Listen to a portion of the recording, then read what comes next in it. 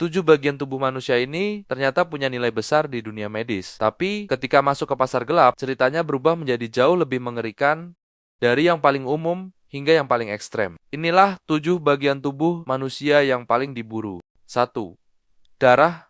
Kalau mendengar istilah pasar gelap organ manusia, mungkin yang langsung terbayang adalah ginjal atau jantung. Padahal, bagian tubuh yang jauh lebih umum dan terus dibutuhkan setiap hari justru darah. WHO mencatat sekitar 120,4 juta donasi darah dikumpulkan di seluruh dunia. Darah digunakan untuk transfusi pada korban kecelakaan, pasien operasi, komplikasi kehamilan dan persalinan, anemia berat, hingga berbagai penyakit kronis. Bahkan, satu kali donor dapat dipisahkan menjadi sel darah merah, trombosit, dan plasma, sehingga membantu lebih dari satu pasien. Disinilah sisi kontroversialnya. WHO mencatat bahwa masih ada negara yang bergantung pada donor berbayar atau donor pengganti keluarga. Padahal, WHO merekomendasikan sistem donor sukarela tanpa bayaran karena kelompok ini cenderung memiliki risiko infeksi yang lebih rendah. Setiap darah yang akan digunakan juga seharusnya diperiksa terhadap infeksi seperti HIV, hepatitis B, hepatitis C, dan sifilis. Jadi, darah memang bukan organ,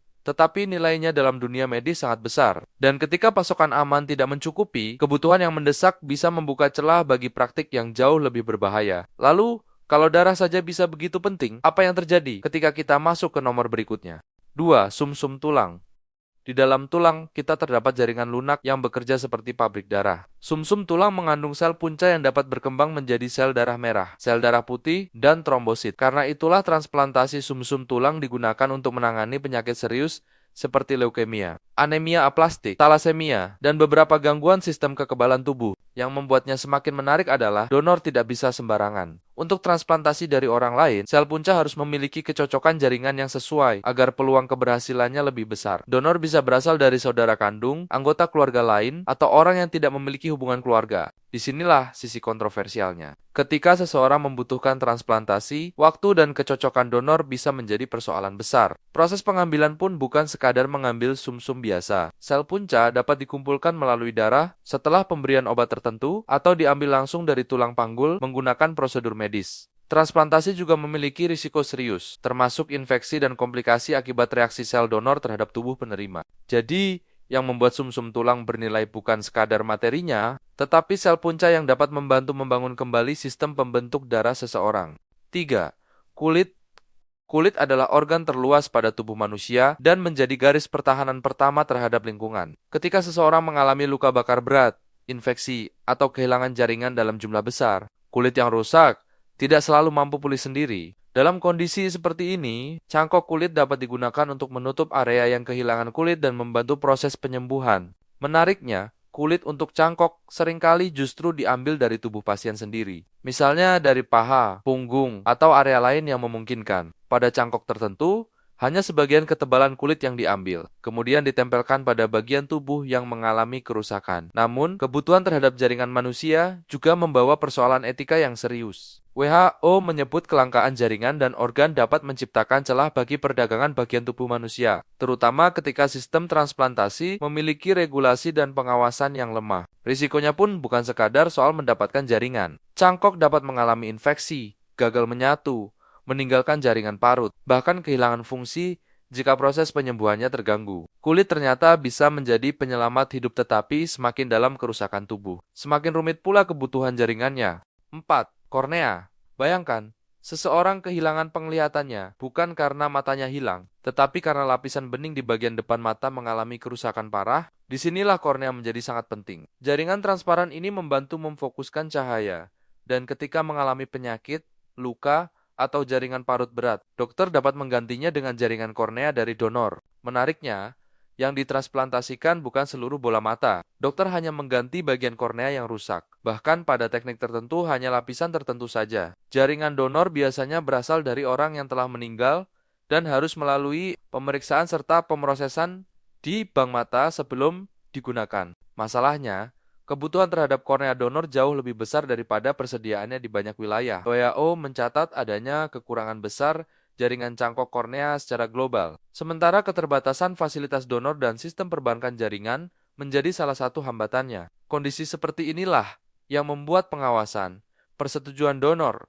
dan distribusi jaringan menjadi sangat sensitif. WHO juga memperingatkan bahwa lemahnya regulasi transplantasi dapat membuka ruang bagi perdagangan organ dan jaringan manusia. Bahkan setelah transplantasi berhasil, tubuh masih bisa menolak jaringan donor dan menyebabkan gangguan penglihatan serius. Dan di balik satu kornea, ada sesuatu yang jauh lebih mahal, kesempatan untuk melihat kembali.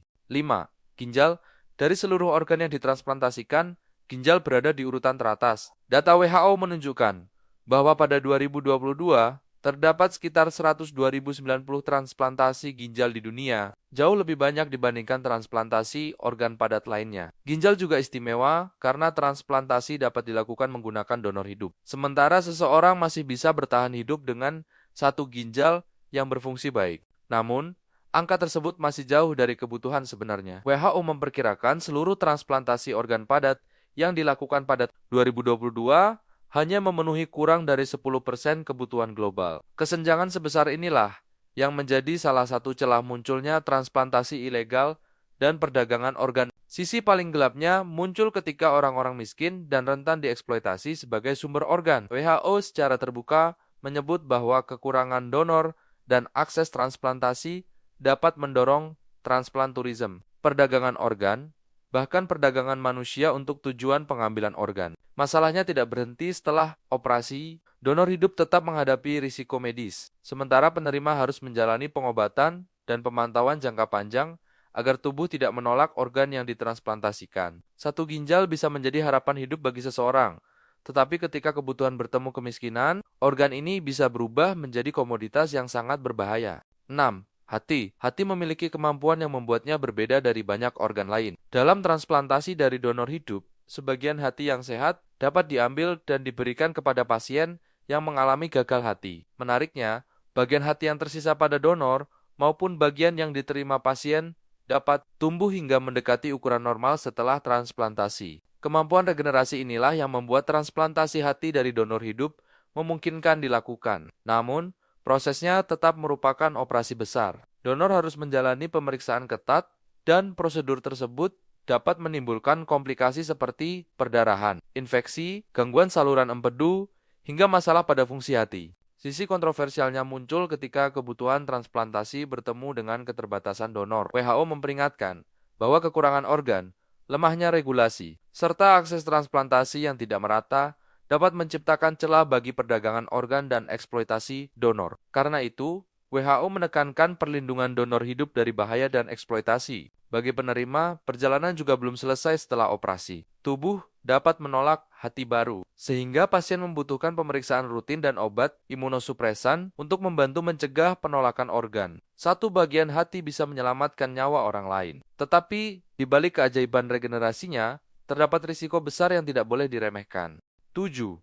Jantung. Jantung bukan sekadar organ yang menjaga tubuh tetap hidup. Ketika jantung mengalami gagal fungsi berat dan pengobatan lain tidak lagi mampu mengatasinya, transplantasi jantung dapat menjadi pilihan untuk memperpanjang hidup. Prosedurnya dilakukan dengan mengganti jantung yang sakit menggunakan jantung sehat dari donor yang telah meninggal. Yang membuatnya berbeda dari ginjal atau sebagian hati adalah tidak ada pilihan donor hidup untuk jantung utuh. Organ ini harus berasal dari donor yang telah meninggal dan memenuhi persyaratan medis tertentu. Setelah transplantasi, penerima tetap menghadapi risiko serius, termasuk penolakan organ, infeksi, serta komplikasi pembuluh darah. Obat penekan sistem kekebalan biasanya harus dikonsumsi seumur hidup. Di balik kebutuhan tersebut terdapat persoalan yang lebih gelap. WHO menyebut kelangkaan organ sebagai salah satu faktor yang dapat mendorong aktivitas ilegal, termasuk perdagangan organ dan transplanturism. WHO juga menegaskan bahwa keuntungan finansial dari bagian tubuh manusia dapat mengeksploitasi kelompok miskin dan rentan. Jantung menjadi klimaks karena nilainya bukan hanya soal uang. Satu organ dapat menentukan apakah seseorang mendapat kesempatan hidup atau harus menunggu tanpa kepastian. Dan ketika permintaan jauh melampaui jumlah donor, pertanyaannya bukan lagi sekadar berapa mahal sebuah organ, tetapi seberapa jauh manusia bisa mengejar kesempatan untuk tetap hidup.